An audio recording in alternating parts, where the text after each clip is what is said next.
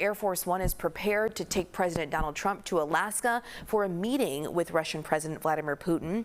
President Trump is hoping to get a deal from the Russian leader on ending the war in Ukraine. Now, if the summit goes well, President Trump suggested it will lead to a second meeting that would then include Ukrainian President Volodymyr Zelensky.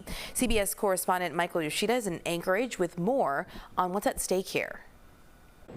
The stage is set here in Anchorage, Alaska for the summit between President Donald Trump and Russian President Vladimir Putin. The two leaders will meet at a nearby Air Force base for their historic and high-stakes sit-down.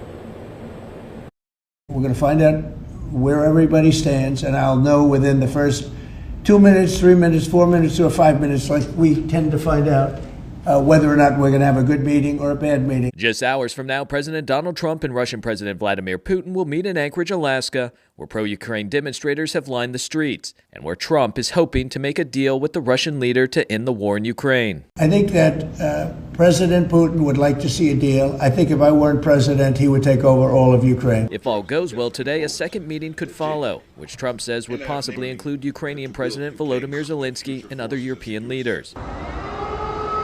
It's been nearly 3.5 years since Russia launched a full-scale invasion into Ukraine. This map shows the areas now occupied by Russian troops. Nearly 14,000 Ukrainian civilians have died since the war began, according to the UN. Earlier this week, Zelensky saying this about Putin. He is definitely not preparing for a ceasefire or an end to the war.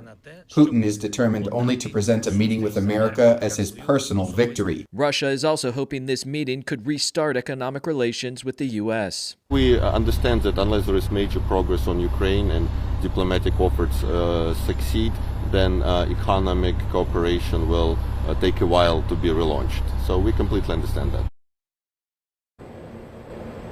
And the summit is expected to start around 11 local time. We're told that both leaders will meet one-on-one. That'll be followed by a bilateral lunch with other members of their delegation. And then depending on how the meetings go, we are also expecting a joint news conference. In Anchorage, Alaska, I'm Michael Yoshida.